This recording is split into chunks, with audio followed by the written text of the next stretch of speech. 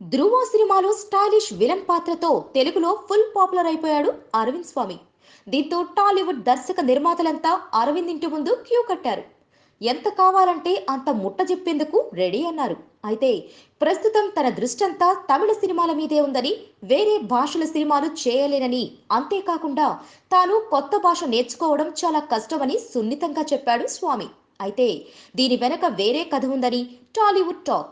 తని ఒరువన్ సినిమాకి అటు రైటర్గా ఇటు విలన్గా రెండు పాత్రలు పోషించాడు అరవింద్.